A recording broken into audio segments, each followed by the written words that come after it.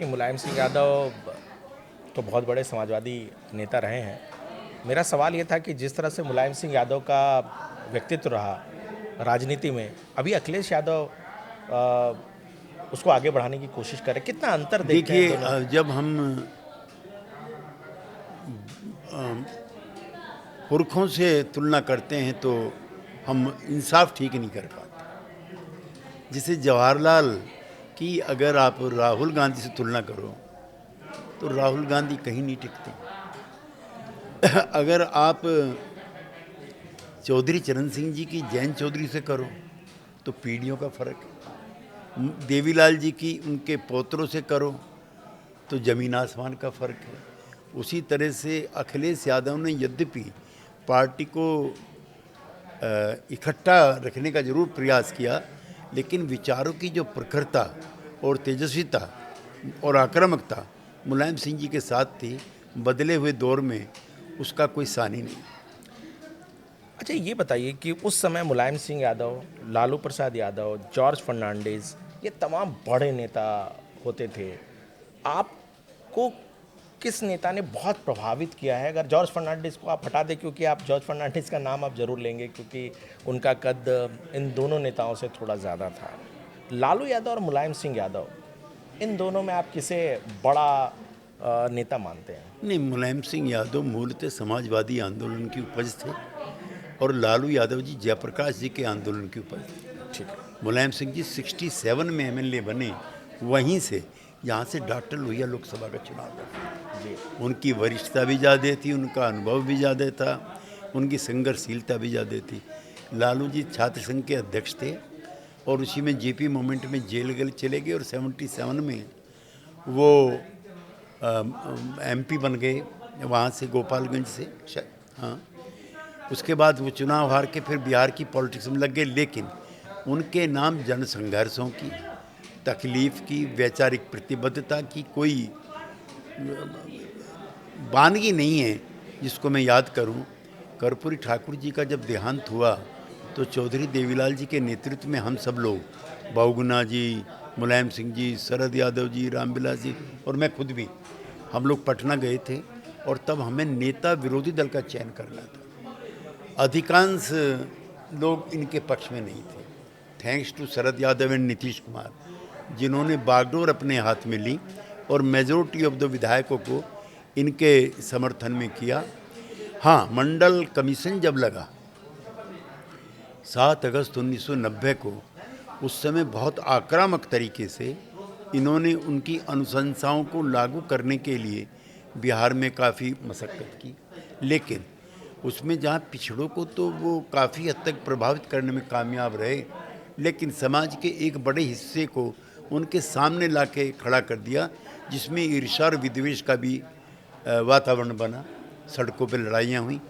इस मामले में मुलायम सिंह यादव जी ज़्यादा प्रतिभावान थे और निष्ठावान थे कि उन्होंने अपर कास्ट को ऑफेंड किए बगैर पिछड़ों को संगठित करने का प्रयास किया, जिसकी झलक आज तक भी हम अखिलेश यादव जी के नेतृत्व में देखते हैं। सर, आज के परिप्रेक्ष्य में अगर हम बात करते हैं तो एसआईआर एक बहुत बड़ा मसला है और उत्तर प्रदेश में तकरीबन 3 करोड़ से ज़्यादा एसआईआर में नाम कटे हैं। फिलहाल जो फर्स्ट पेज का एसआईआर हुआ है, विपक्ष इसको साजिश बताती है कि ये साजिश है, एक तबके के लोगों का नाम काटा जा रहा है।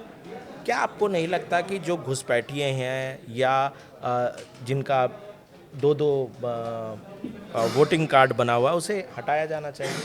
इस पूरे देखिए, प्रक्रिया को आप कैसे देखते हैं? ये प्रशासनिक कम और राजनीतिक मुद्दा ज़्यादा बन गया।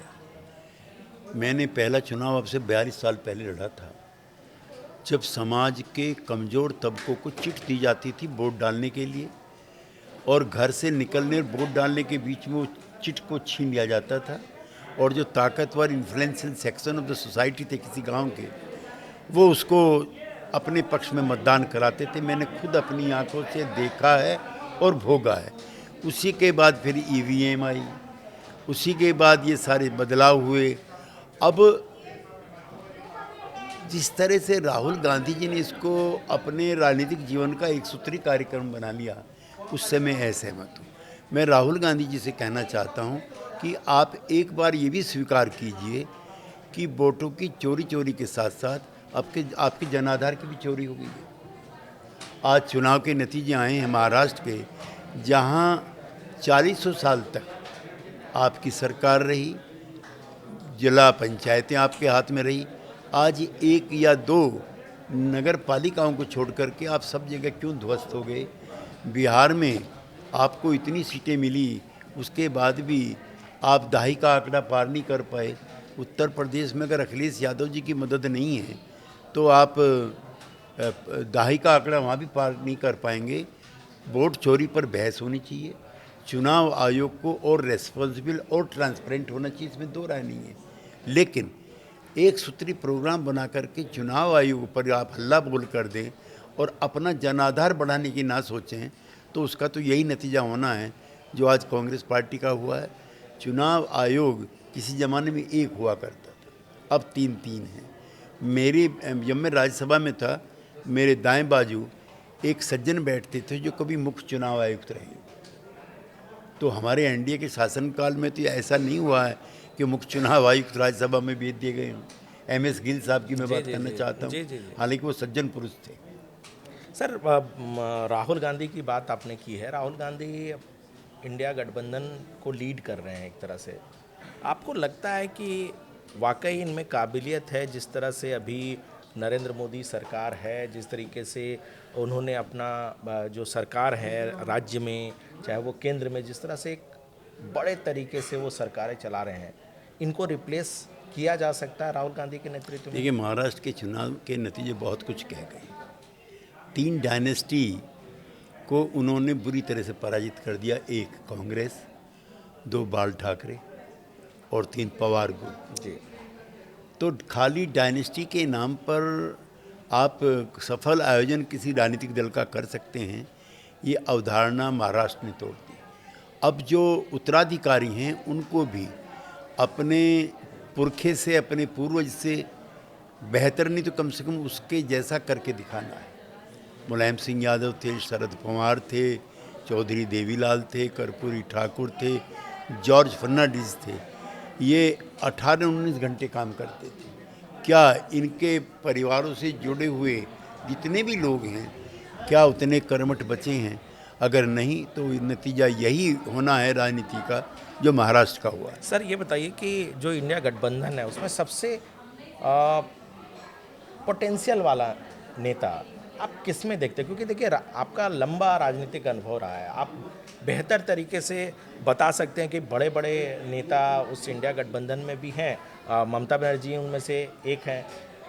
आपको सबसे ज़्यादा पोटेंशियल किन में लगता है? नहीं, इंडिया गठबंधन की एक त्रासदी ये हो गई कि कांग्रेस के अलावा उसमें सभी क्षेत्रीय दल, जी, they are the party of subnationalism. ये उपराष्ट्रवाद की पार्टी है और भारतीय जनता पार्टी समूचे देश में राष्ट्रवाद की पार्टी के रूप में विकसित हुई है। लिहाजा आप करुणानिधि को, आप अजीत पवार को, ममता बनर्जी को, अभय चौटाला को या अजय चौटाला को, इन लोगों को आप नरेंद्र मोदी की प्रखरता से मुकाबला नहीं कर